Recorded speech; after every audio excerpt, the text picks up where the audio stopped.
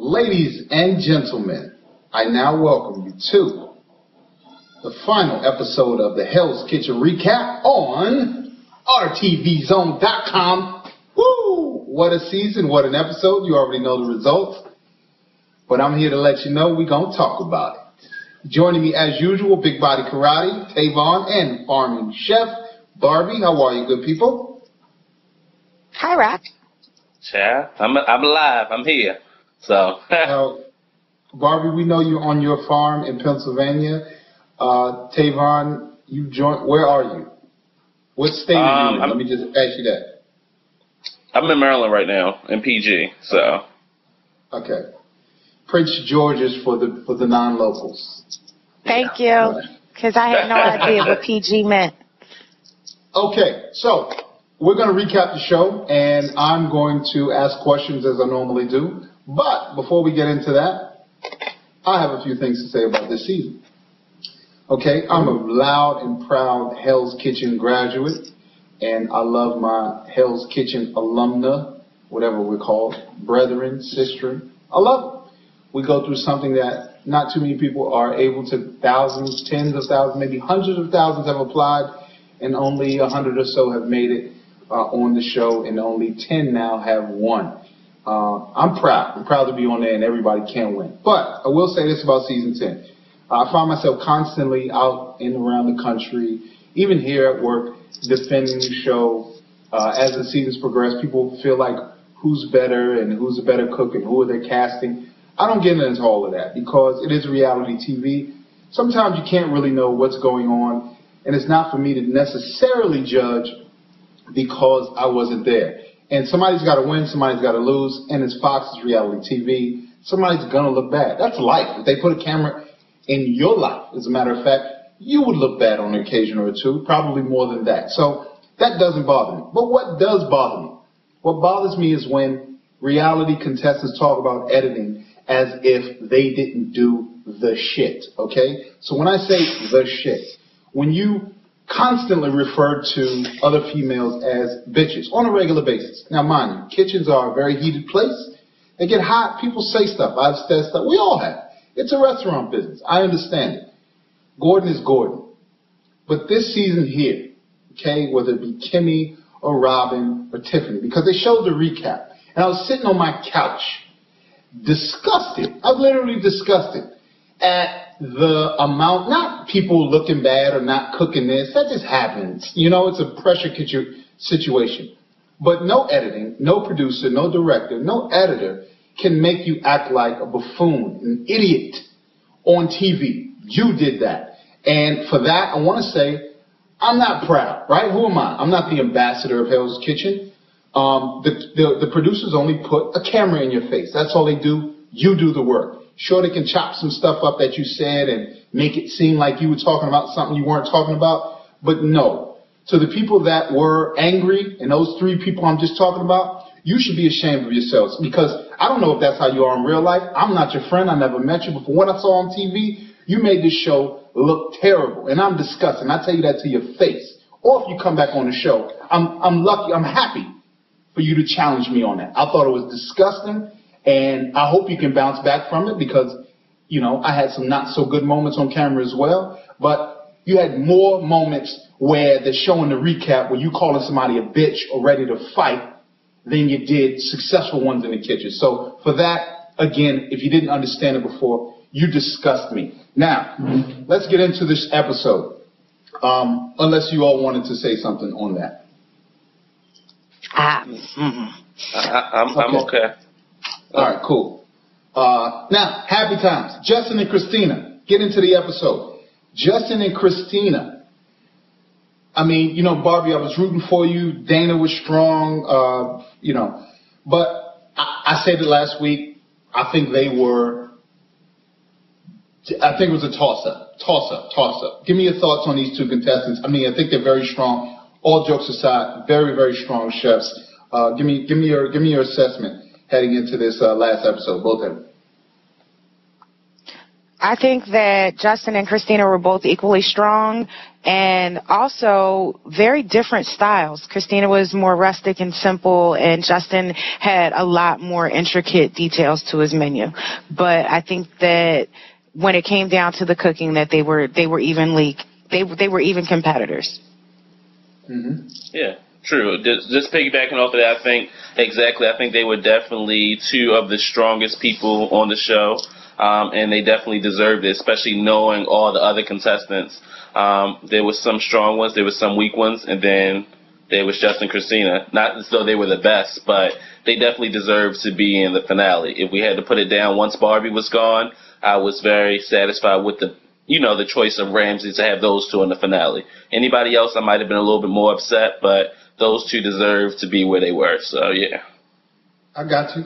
Good stuff. Now, heading into from last episode to the finale, part one of the finale going into part two, the big story was Clemenza, whether he was going to be able to pull it out. And I guess the other big story was whether Dana and Christina's personal relationship would get in the way of Christina trying to win.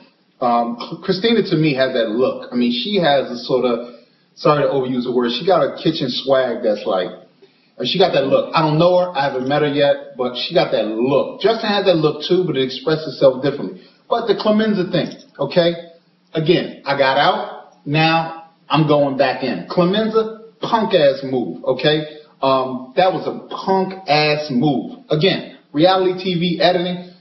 Have some balls. Be a man. And you know what? Your time is over. Your bitterness is over. You had time to get over that, or you can get over it later. It's Justin's moment. How selfish of you to take that time to be bitter about someone else or you not being in there. It's over.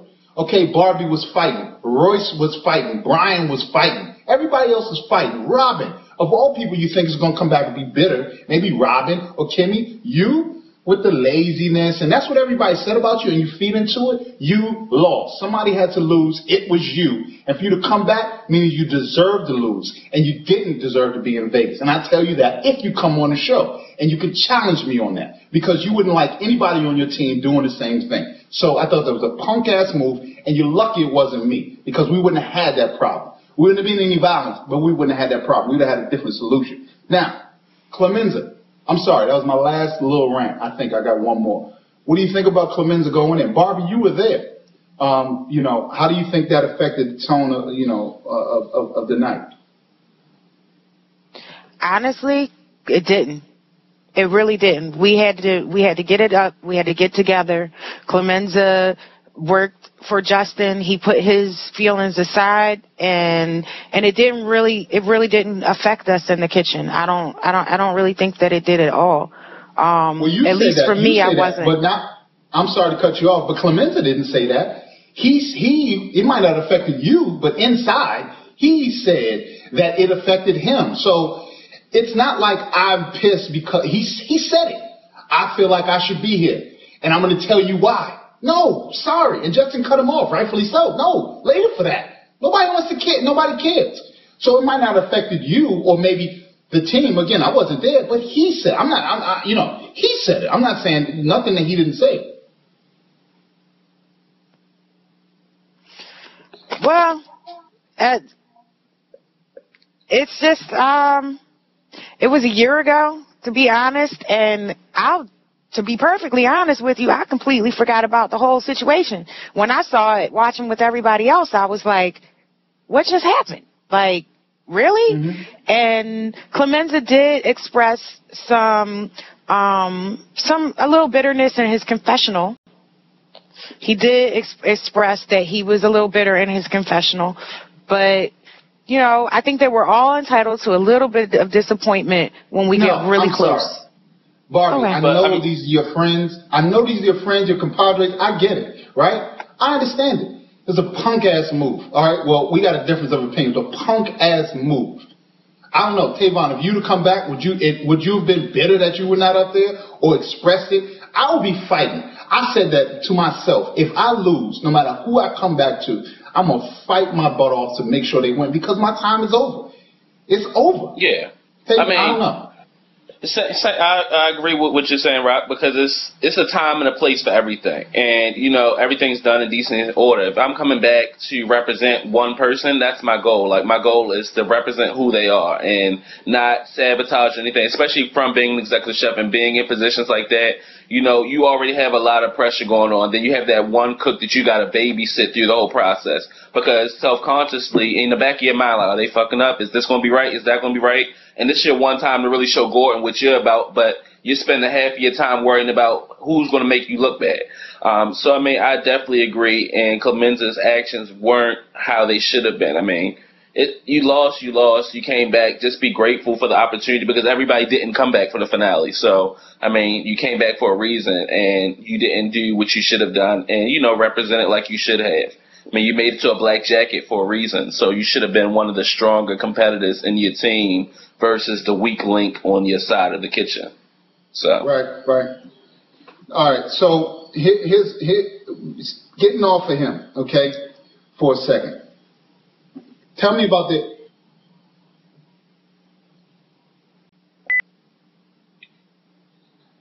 Okay, so Christina, cool, Justin, hot is what I got in my notes.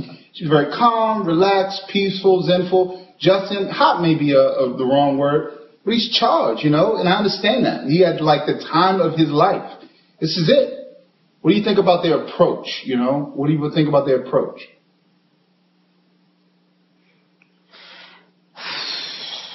Anybody?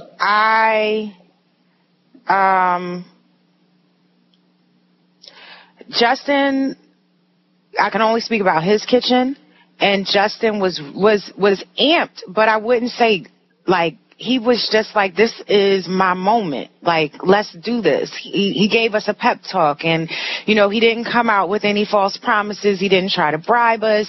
He just was like, I just need you to give your best and your all. That's all I'm asking you for.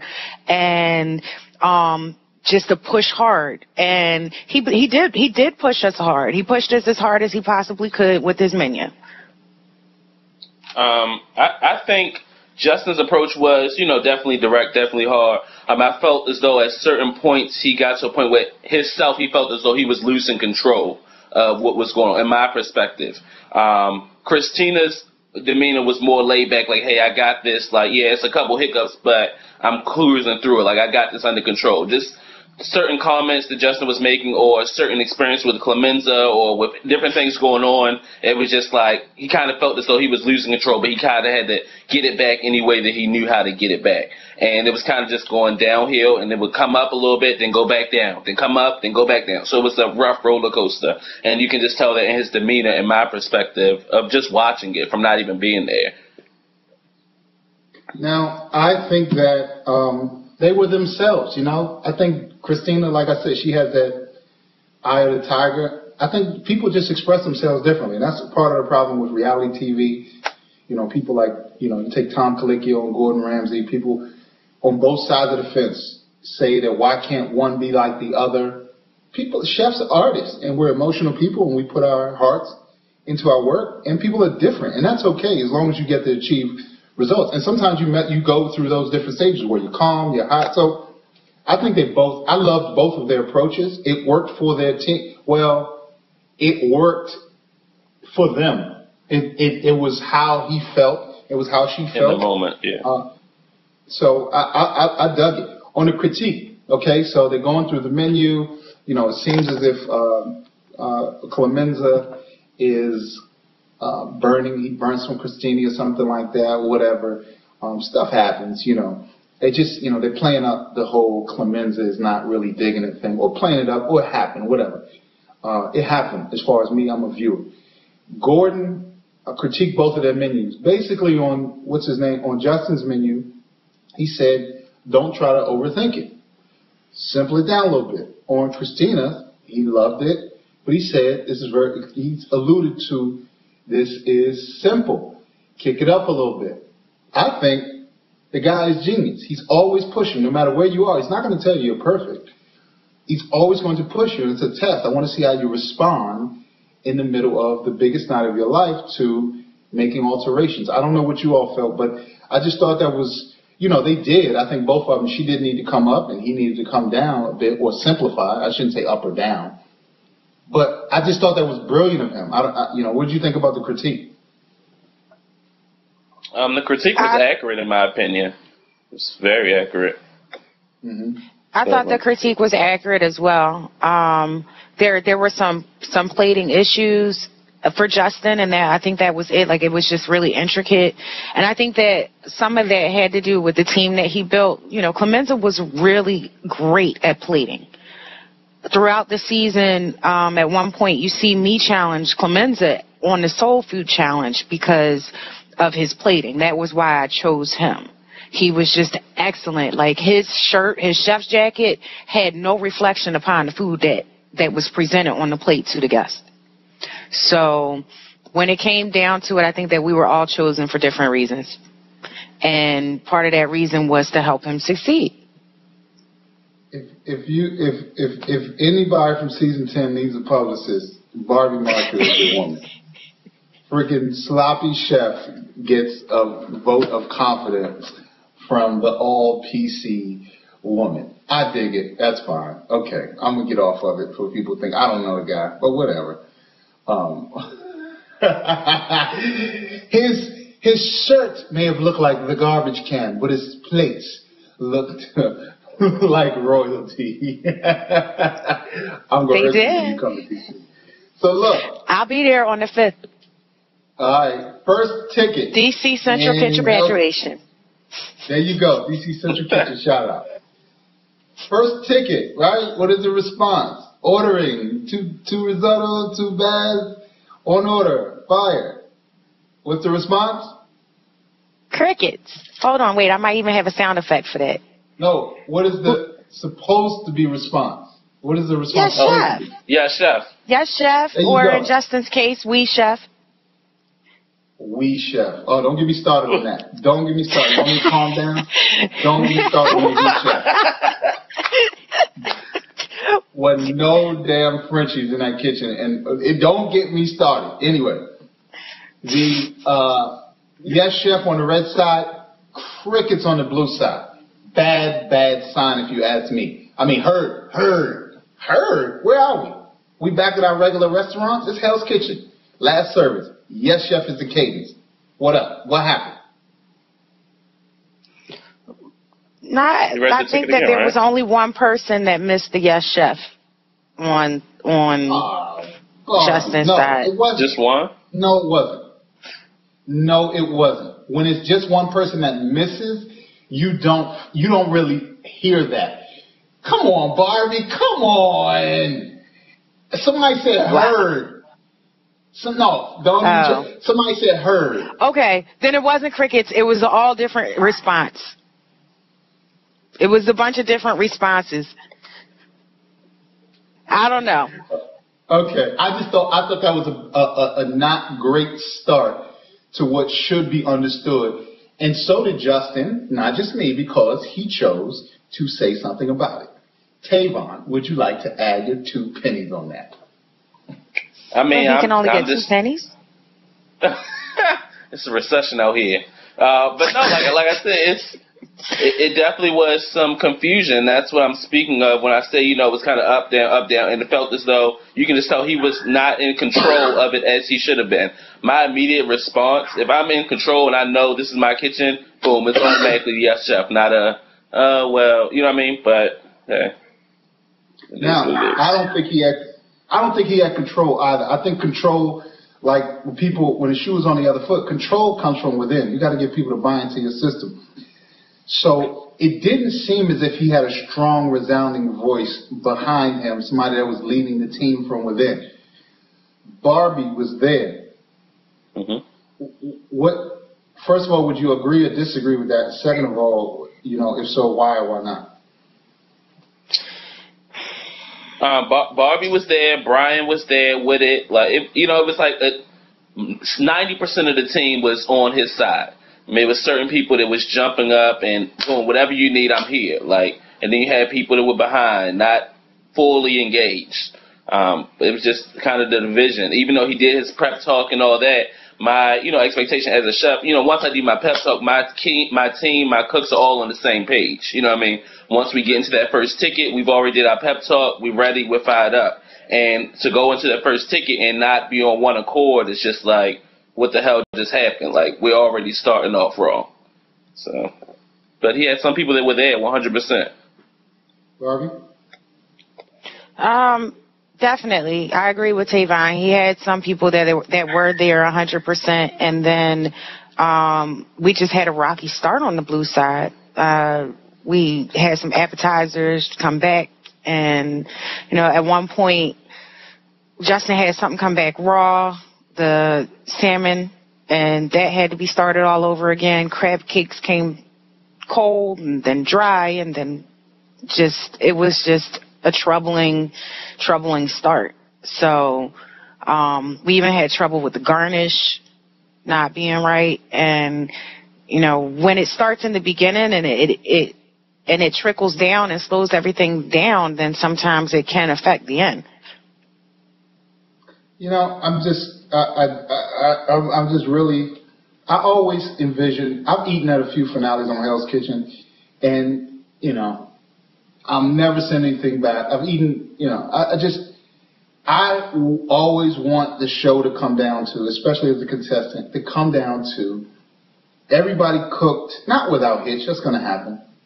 Perfect food, great food, and it came down to who was just a better leader, right? So when you have these problems, sometimes it's on the leader, though. The design of the menu and the pick of the team, that's on you. So I don't know all of that, but Justin's got to know his team, but which came first. Anyway, I just hate to see that. It really, I don't know Justin, I don't know any of these guys, but I hate to see stuff like that maybe be the cause of his loss. I don't know. He shouldn't be better. He did a phenomenal job, but it just really, watching the episode, I really felt bad for the guy.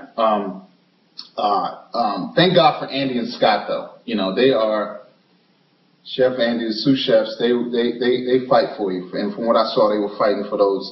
Oh, by the way, Christina's halibut. You weren't on that side, Barbie, but I don't know if y'all saw it. Oh, I guess no, you did. I watched it.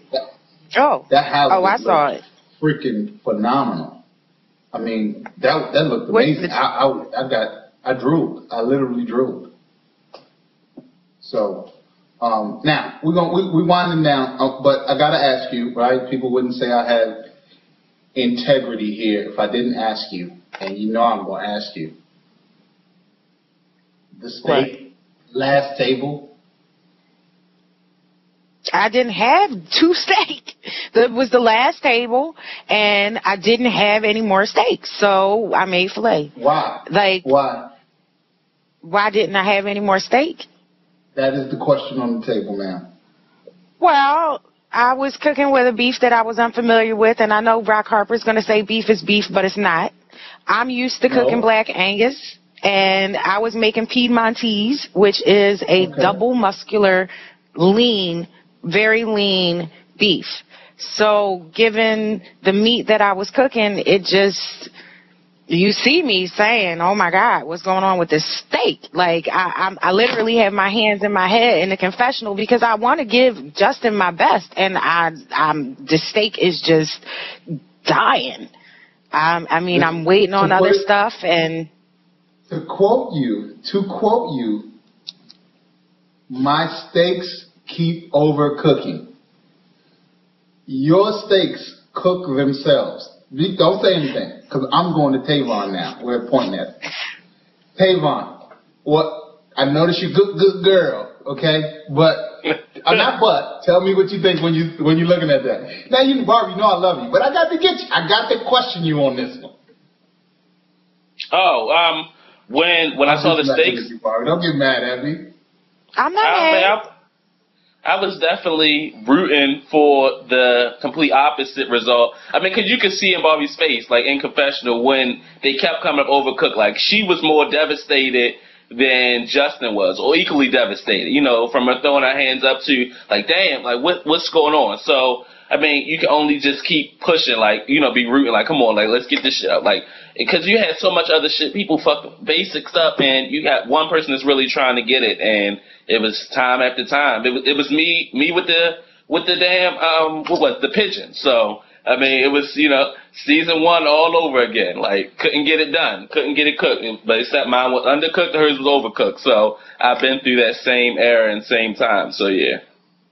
I forgot about that pigeon. I forgot about you and that little red bird. That bird with my woo. Now, it's a 4-hour service, maybe 3-hour service, condensed to like 20, 30 minutes on TV. Tavon, do you think Chef Ramsay picked the right winner? Yeah. You're not even going to go through Christina's dinner service? Like, wasn't there some drama in there with some friendship? Don't make me go there, because, how about, what's wrong with these halibut? You can't use them. There's nothing wrong with these halibut. For real? Okay. For real? But first, hold up, wait. You can't see this. Maybe you can't. But no. I don't want y'all to tell me to calm down, but my exact note here is Dana is an ass, okay? Because that was unacceptable as well. But the angry man has spoken for the day. No. Because if you're going to go ham on me, then you got to go ham. And Clemenza, then you got to go ham on everybody. No. First of all, I didn't go ham on you. I can go ham, but I didn't go ham on you. Second of all, Dana, that was Bush League, uncalled for, very unprofessional. Oh, here's the other thing I wrote. You give the same, here's the way you should approach final service. Approach it, speak the same way to whoever the contestants are as you would to Chef Ramsay. That's it. There's nothing wrong with that. That would have been a problem. My exact quote, she's an ass as well. Tell me what you're thinking about when you saw that. Go ahead. Honestly, it didn't surprise me because the episode before, I was the one that was like, Dana, you never worked past before, huh? And everyone agreed with me for that. But what did surprise me, they're supposed to be your friend. This is your best friend since Danny left. This is your best friend in Hell's Kitchen. And you haven't made it that far. She's a finalist. She's on her path to winning. Why would you do that to your friend? If you're a friend, then you support no matter what. You don't hate in the middle of the game. I would have went Kanye West on her. But go ahead, Tavon. I mean, it's just everybody's so bitter. Like, why are y'all so bitter because you didn't win? Like, it's not your moment. And, even, what Barbie said, we work in the past, like, we're all chefs and we all have a background in culinary. You could look at the fish and see, that's not acceptable. But to go back and forth, like Rock said, you want to treat these finalists as if they are Gordon. And for Chef Andy to have to step in the midst of it, it furthermore backs up what Rock said. These two chefs, Chef Andy, they are very involved and they have your back through the whole process. It shouldn't be a screaming match for someone else to have to step in. This is my best friend. I'm here to support. My best friend is the one I want to win. I might not have won. I made it to the top 3. But now I'm going to push somebody else to glory. And I'm going to be proud because this is my best friend in the moment. But it was just classless and uncalled for, in my opinion.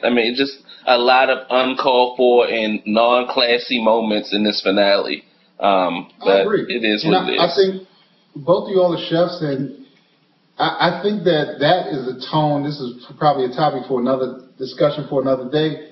That's the sentiment I get in cooks, the new age cook, the old school chef, the 70s, 80s, screaming, sort of smoking on the line, cursing, sexually inappropriate chef is kind of making his or her way out of the, you can't really do what you could like 20, 25 years ago. But these, damn, Tavon, you weren't even born.